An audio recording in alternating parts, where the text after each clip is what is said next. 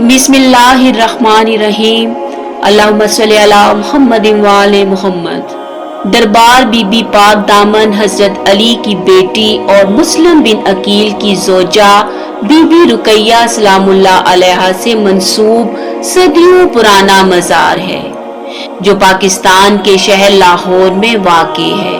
उर्दू दायरातुल मुआरिफ और तहकीकात चिश्ती के मुताबिक खानदानी अहले बैत की 6 खवातीन यहाँ मदफून हैं। ये खवातीन सानिहा करबला के बाद यहाँ तशरीफ लाईं। इन मुखद्दरात इस्मत में एक तो बीबी रुकैया हजरत अली इब्ने अबी तालिब की बेटी हैं। आप हजरत अब्बास इब्ने अली की सगी बहन और हजरत मुस्लिम बिन अकील की जोजा हैं। दूसरी खवातीन के बारे में है कि वो हजरत मुस्लिम बिन अकील की बहनें और बेटियां हैं। मारूफ रूहानी शख्सियत अली हजवेरी दाता साहिब यहाँ आते, फातिहा पढ़ते, गिरियाजारी करते और अपने मानने वालों से कहते थे कि ये रुकैया बिनते अली की कब्र है। जिस जगह वो हमेशा खड़े होकर फातिहा पढ़ा करते थे वहाँ एक तख्ती भी लगाई गई है और उनकी किताब में भी ये दावा किया गया है। बरसगीर में मोहम्मद बिन कासिम की आमद से पहले इन पाक बीवियों की वजह से इस्लाम की रोशनी फैल चुकी थी। ये कहना गलत है कि यहाँ इस्लाम मोहम्मद बिन कासिम की आमद के साथ पहुँचा था। तारीख करबला के मुताबिक इमाम हुसैन अलैहिस्सलाम ने बीबी रुकैया को वसीयत कर दी थी कि वाक़या करबला के बाद आप बरसगीर चली जाएंगी। बीबी रुकैया को इमाम आली मुकाम ने बरसगीर आने का हुक्म क्यों दिया, इसकी मुसलहत इमाम ही जानते हैं। वाक़या करबला के बाद बीबी रुकैया बरसगीर के लिए रवाना हो गईं। इस तुलानी सफर में उनके हमरा उनकी 2 कमसिन बेटियां और हजरत मुस्लिम बिन अकील की 2 कमसिन बहनें, एक काम करने वाली खादिमा और 3 या 4 खादिम साथ थे। ये बेवतन काफिला जंगल के एक टीले पर कयाम पजीर हुआ। उस वक्त दरियाए रावी के किनारे दूर तक जंगल ही जंगल फैला हुआ था। उस इलाके पर एक हिंदू राजा महाबर्न हुकूमत करता था। इस राजधानी में बुत परस्ती का रवाज था। बस्ती के मंदिरों में कभी न बुझने वाली आग जलती रहती थी। जब खानदाने रिसालत के ये गरीबुल वतन अफराद यहाँ पहुँचे तो राजा के महल में ऊंचे चबूतरों पर रखे हुए संगी बुत महल के फर्श पर औंधे मुंह गिर गए और राजा की राजधानी के आतिश कदे में जलने वाली सदियों पुरानी मुकद्दस आग बहुत बुझ गई। इस मंजर को देखकर राजा के हवास गुम हो गए और बस्ती के अंदर भी कोहराम मच गया कि उनके देवताओं का ये हश्र क्यों कर हो गया। राजा ने फौरन महल में नजूमियों और ज्योतिषियों को तलब करके पूछा कि ये क्या माजरा हुआ है। नजूमियों ने सितारों की चाल से हिसाब करके बताया, ऐ राजा, तेरी राजधानी में कुछ परदेसी वारद हुए हैं जिनकी वजह से ये हाल हुआ है। सितारों की चाल बता रही है कि बहुत जल्द तेरी हुकूमत भी सरनिगूं हो जाएगी। नजूमियों की बात सुनकर राजा ने फौरन एक सिपा सालार को हुक्म दिया कि अभी उन परदेसियों को हमारे दरबार में हाजिर किया जाए। शाही दस्ता जब उन परदेसियों को तलाश करता हुआ जंगल में पहुंचा तो वहां उन्होंने देखा कि जंगल की लकड़ियों के सहारे चादरों का एक हैमा नस्ब है जिसमें अजनबी मुसाफिर ठहरे हुए हैं। सिपा सालार ने दूर से पुकार कर कहा, ऐ मुसाफिरों, हमारे बादशाह ने तुम्हें तलब किया है, हमारे साथ चलो। ये पुकार सुनकर बीबी रुकैया खैमे के दर पर तशरीफ लाईं।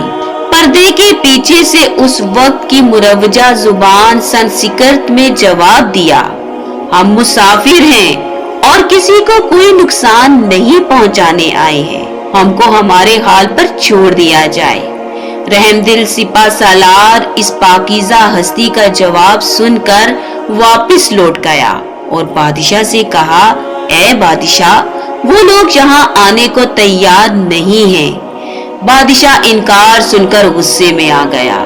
اس نے اپنے بیٹے راجکمار کنور بکرما ساہری کو حکم دیا، مسافروں کو اسی وقت ہمارے حضور حاضر کیا جائے۔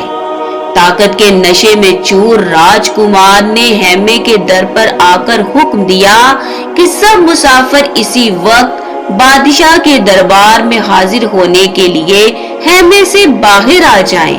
بی بی رقیہ نے پھر پہلے کی طرح جواب دیا کہ ہم کسی دربار میں نہیں جائیں گے۔ بی بی کے انکار پر راجکمار نے سپاہیوں کو حکم دیا، سب مسافروں کو گرفتار کر لیا جائے۔ جو ہی سپاہی خیمے کی جانب جھپٹے، خیمے کے مقام پر زمین شک ہو گئی اور خیمہ اپنی جگہ سے اکھڑ کر دور ہوا میں جا گرا۔ اسی لمحے راجکمار نے دیکھا کہ یکدم زمین شک ہو گئی ہے اور دیکھتے ہی دیکھتے یہ چادر پوش پردہ دار بیویاں پھٹی ہوئی زمین کے اندر سما گئی ہیں۔ جو ہی خاندان رسالت کی یہ مقدس بیویاں زمین کے اندر سمائیں، زمین پہلے کی طرح برابر ہو گئی اور پاک دامن بیویوں کی چادروں کے پلو باہر رہ گئے۔ اس عجیب اور معجزاتی منظر نے راجکمار کو ہوش و حواس سے بیگانہ کر دیا۔ وہ وہیں زمین پر بیٹھ گیا اور اپنے ہاتھ جوڑ کر روتے ہوئے کہنے لگا، بڑی بی بی مجھے معاف کر دیجئے، میں نے آپ کے حضور بڑی گستاخی کی۔ وہ روتا رہا حتیٰ کہ زمین تر ہو گئی۔ یہ خبر بادشاہ تک پہنچی تو وہ اپنے بیٹے کو دربار واپس لے جانے کے لیے آیا اور اس سے کہا، اے میرے ولی عہد شہزادے، میرے ساتھ واپس چلو۔ لیکن راجکمار نے انکار کر دیا۔ اب راجکمار اسی مقام پر دن کی دھوپ اور رات کے اندھیرے میں زمین پر بیٹھا رہتا اور دونوں ہاتھوں سے خاک اڑاتا اور سر پر بھی ڈالتا اور کہتا، یہ میں نے کیا کیا، یہ مجھ سے کیا ہو گیا۔ جب اس کے پچھتاوے کا جنون اپنے عروج پر پہنچا، تب ایک رات بی بی رقیہ اس کے خواب میں تشریف لائیں اور اس سے کہا، اے شہزادے، اب وقت آ گیا ہے کہ تو مسلمان ہو جائے۔ صبح ہوئی تو اس نے کلمہ پڑھا اور مسلمان ہو گیا۔